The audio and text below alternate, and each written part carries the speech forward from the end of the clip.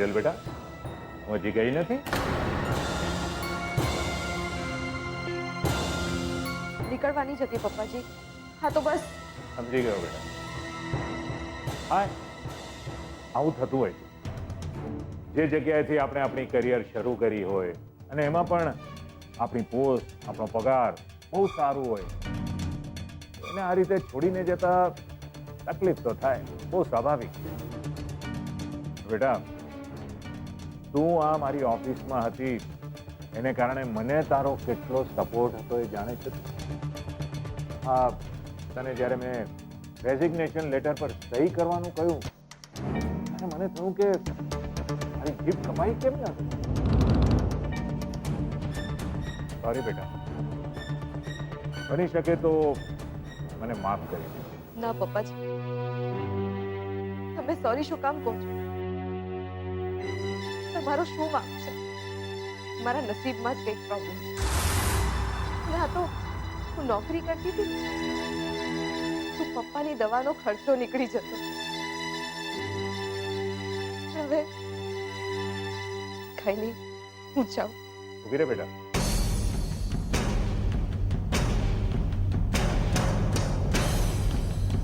તને કહ્યું ને કે એ પૈસાની વાત હમણાં ભૂલી જા.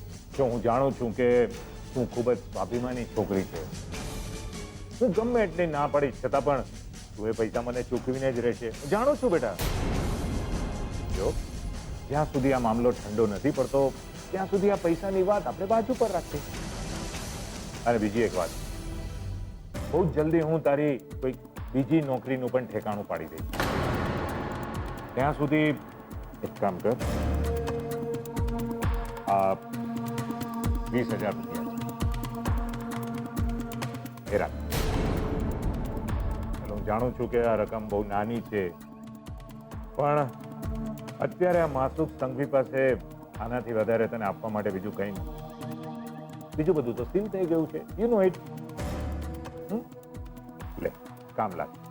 ના ના પપ્પાજી, આની કોઈ જરૂર નથી. ઓકે, બસ તમે દુકાન ચાલુ કરી આપો એટલું જોઈ લેજો. બેટા, રાત દિવસ હું એની ચિંતા કરું છું, એના જ પ્રયત્ન ચાલુ છે. બેટા, લાગે છે કે આપણા ગ્રહ અત્યારે સારા નથી, કોઈ સરખું જવાબ આપતું જ નથી. એટલે મારા તરફથી મોહનભાઈને સોરી કહીને એમને કહેજે કે હજુ થોડા દિવસ વધારે ખેંચી લે.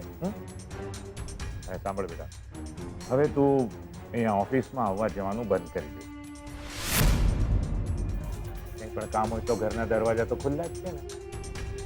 બાકી શું છે કે તું અહીંયા આવતી જતી થાય ને કોઈની નજર તારા પર પડે તો ફરી પાછી એ જ અણછાજતી માંગણી કરી દેશે.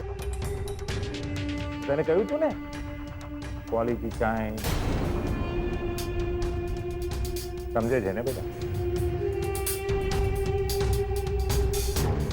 જા.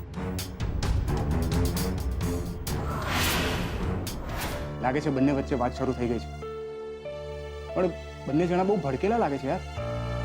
સુશાંત, તને શું લાગે છે આપણે આ બંને જણાને આમ એકલા મૂકીને ઠીક તો કરી છે ને? તું ચિંતા ના કર. ઉત્કર્ષ, એકવાર મારી વાત તો સાંભળી લે, પછી તારે જે નિર્ણય લેવો હોય એ લઈ લેજે. હું કંઈ નહીં બોલું, પ્લીઝ. સારું, બસ બોલ. આજે જે કંઈ પણ તારે બોલવું હોય ને, જે કંઈ પણ કહેવું હોય ને, બધું બોલી નાખ. એટલે એક વારમાં વાર્તા પતે. જેમ પ્લાન 1 સક્સેસફુલ થયો છે ને, એમ પ્લાન 2 પણ સક્સેસફુલ થઈ જશે. એ ભાઈ ઊભો રહે. ક્યાં જાય છે તું અંદર? એ લોકો આપણને જોઈ લેશે ને તો બહુ મોટી ગડબડ થઈ જશે. શાંતિથી ઊભો રહી. એની જરૂર નથી, અને એ થાય એ તો આપણો પ્લાન 2 છે. એટલે બસ તું જોતો રહે.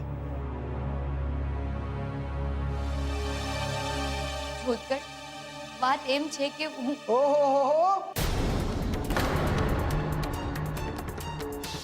અરે વાહ, ઉત્કર્ષ પણ અહીંયા છે. ચલો સરસ.